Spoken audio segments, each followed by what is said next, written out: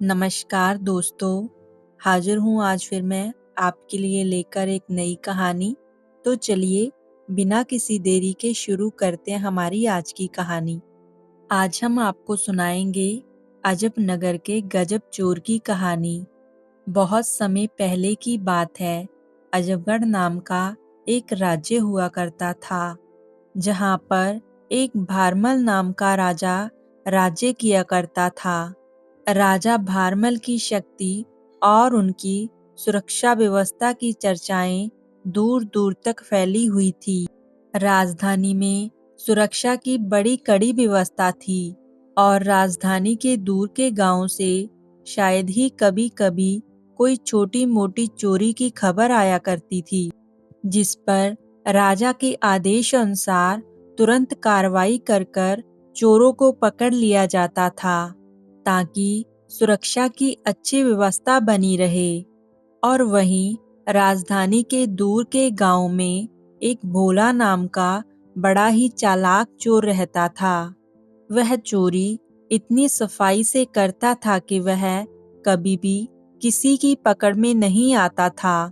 वह अजब नगर का गजब चोर था, पर मजाल है आज तक किसी ने भी उसको चोरी करते हुए देखा तक हो। भोला चोर के बारे में लोगों का मानना था कि वो इतना चालाक चोर है कि किसी की आंखों से अगर काजल तक की भी चोरी कर लेगा तो किसी को पता तक नहीं चलेगा। परंतु अब भोला चोर को गांव में चोरी करते करते बोरियत होने लगी थी। अब वो दूसरे चोरों में अपनी धाक जमाना चाहता था। इसलिए उसने एक दिन सोचा कि इस तरह से गांव में छोटी छोटी चोरियां करने से कुछ नहीं होगा। उसके साथी उसे कभी भी चालाक और बड़ा चोर नहीं मानेंगे। वो भी अब बस एक छोटा मोटा चोर बनकर रह जाएगा। इसलिए उसने एक दिन सोचा कि क्यों ना राजधानी में जाकर चोरी की जाए। जब मैं राजधानी में कड़ी सुरक्षा के बीच चोरी करूंगा, तभी मेरे दोस्तों के बीच मेरा रुतबा बढ़ेगा। यह सोचकर भोला चोर अब राजधानी में आ गया। परंतु अब समस्या ये थी कि इतनी कड़ी सुरक्षा के बीच में चोरी की तो की कैसे जाए। राजमहल की सुरक्षा में तो चौबीसों घंटे सैनिक तैनात रहते हैं, परंतु कुछ न कुछ उपाय तो सोचना ही होगा। कई दिनों के सोच विचार और जांच पड़ताल के बाद उसने पाया कि महल के ऊपर एक जो बड़ी सी घड़ी लगी हुई है, वो दिन में 1 घंटे में एक बार जरूर बजती है।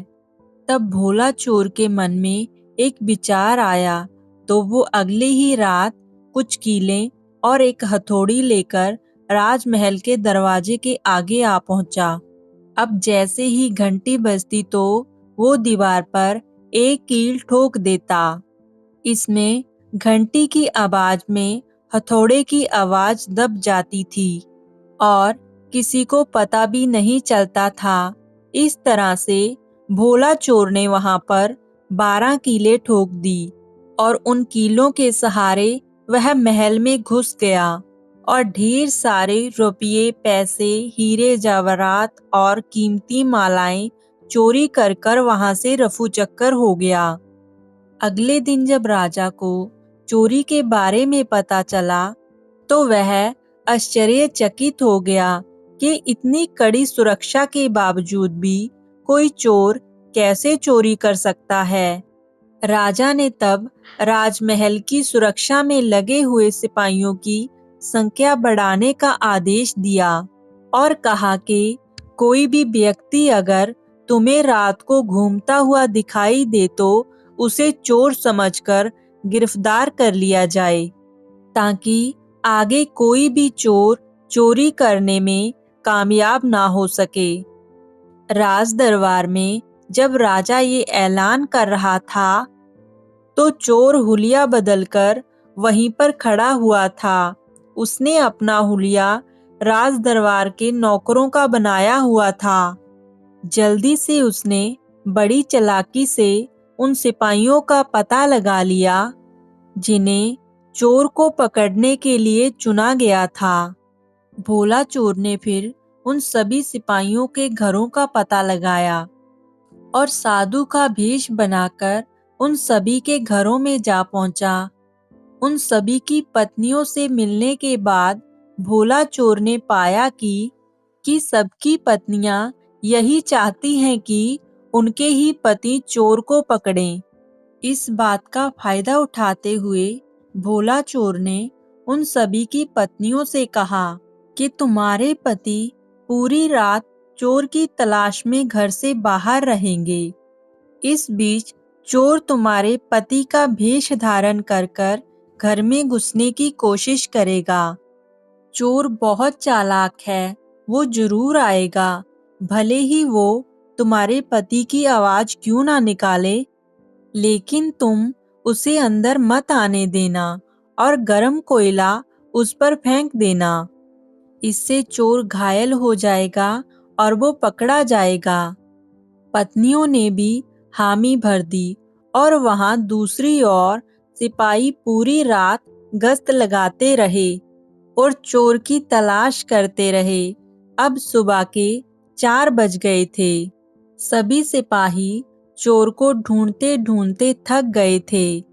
तब सारे सिपाहियों ने सोचा कि क्यों ना अब घर जाकर थोड़ा आराम कर लिया जाए। यही सोचकर सारे सिपाही अपने अपने घर चले गए। घर पहुंचकर जब उन्होंने घर का दरवाजा खटखटाया तो उनकी पत्नियां शक करने लगी कि कहीं ये चोर तो नहीं।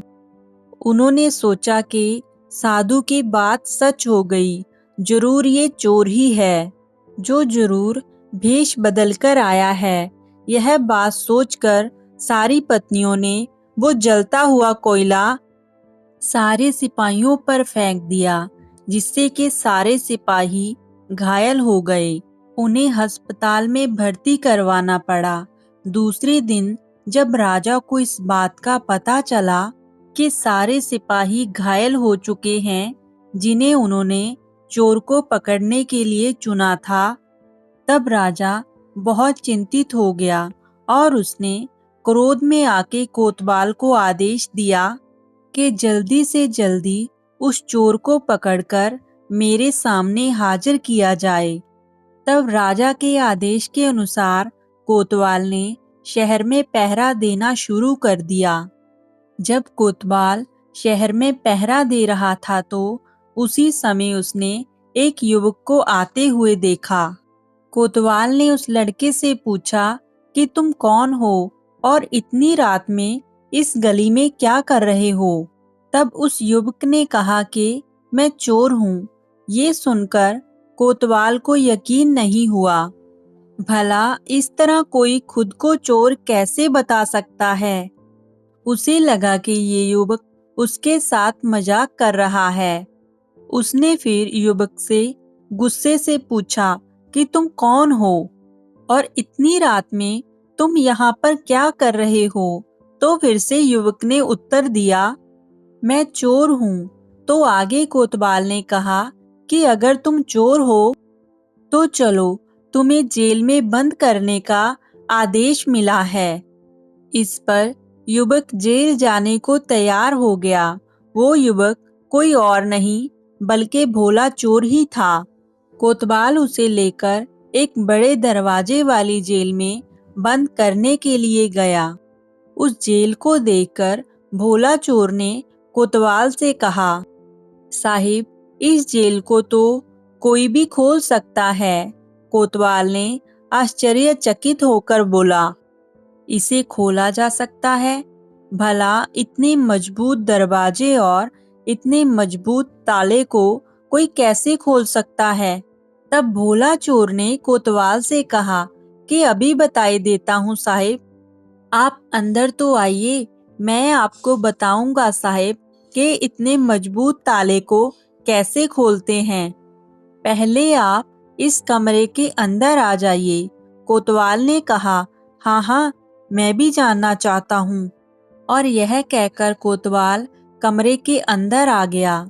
कोतवाल के अंदर आते ही चोर ने दरवाजा बंद कर उसको लॉक कर दिया और हंसते हुए उससे कहा कि मैंने कहा था ना, मैं चोर हूँ, लेकिन आप माने नहीं।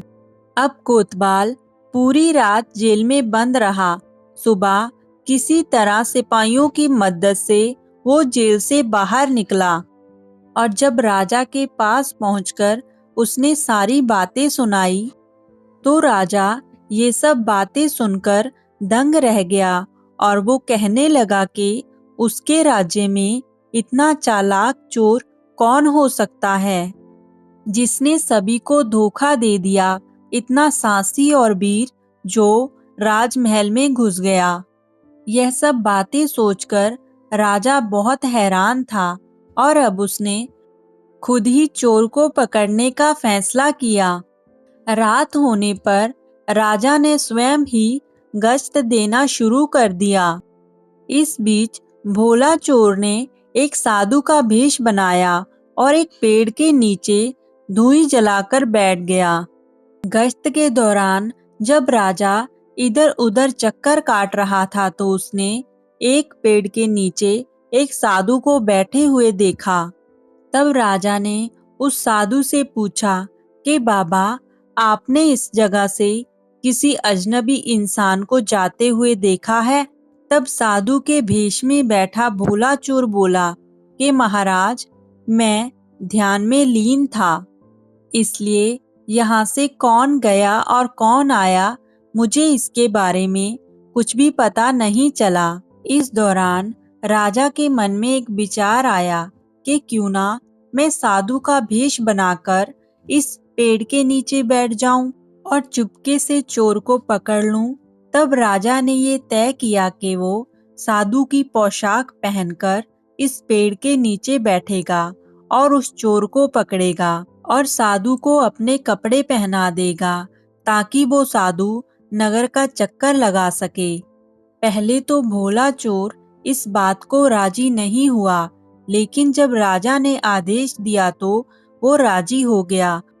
राजा अब साधु का भेष बनाकर चोर के इंतजार में पेड़ के नीचे बैठ गया और भोला चोर राजा के कपड़े पहनकर और उसके घोड़े पर सवार होकर राजमहल चला गया और वहां पर जाकर आराम से सो गया। पूरी रात गुजरने के बाद करीबन 4 बजे राजा को लगा कि अब तक साधु लौटा नहीं है और इस रास्ते से कोई भी अजनबी यानी चोर नहीं गुजरा है। अब यहाँ बैठने में कोई फायदा नहीं है। अब उसे महल वापस लौट जाना चाहिए। और जब राजा अपने महल पहुंचा तो दरवाजे पर ही पहरेदारों ने उसे रोक लिया और जोर से कहा, रुको रुको, कौन हो तुम और कैसे महल के अंदर घुसे जा रहे हो?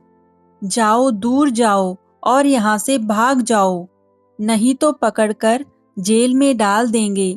तब राजा ने कहा कि ये कैसी गुस्ताखी है, मैं राजा हूँ।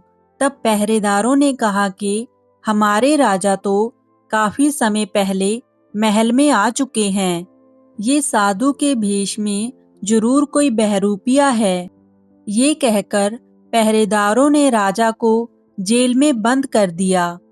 सुबह होने पर जब राजा के सेनापति और उनके सेवकों ने राजा को पहचाना तो सभी पहरेदारों ने राजा को जेल से निकाला और उनके पैरों में गिरकर माफी मांगने लगे। राजा ने उनको माफ कर दिया और राजा ने अब महल में पहुंचकर ये देखा कि रात भर चोर उनके बिस्तर में सोया और उन्हीं की पोशाक पहनकर फरार हो गया। अब चोर से धोखा खाने के बाद राजा ये समझ चुका था कि ये चोर बहुत चालाक है और इसे पकड़ना नामुमकिन है। तब अगले दिन ही राजा ने राजमहल में ऐलान किया कि अगर चोर स्वयं ही राजा के सामने आ जाएगा तो राजा उस चोर को माफ कर देगा और साथ में ही उसे इनाम भी देगा। इस ऐलान के समय भोला चोर वहीं पर मौजूद था। उसने भीड़ से निकलकर राजा से कहा कि महाराज मैं ही चोर हूँ और मुझे माफ कर दीजिए। उसने सबूत के तौर पर राजा को उनकी ही पोशाक दिखाई और चोरी किया हुआ सारा सामान भी राजा को वापस कर दिया। राजा ने वादे के मुताबिक चोर को माफ कर दिया और तोहफे के रूप में एक गांव भेंट में दिया और साथ ही उसे अपने सहायक सेनापति के रूप में रख लिया। दोस्तों, आपको आज की कहानी कैसी लगी कमेंट कर कर जरूर बताएं। फिर मिलेंगे आपको किसी नई कहानी के साथ। तब तक के लिए आप खुश रहें।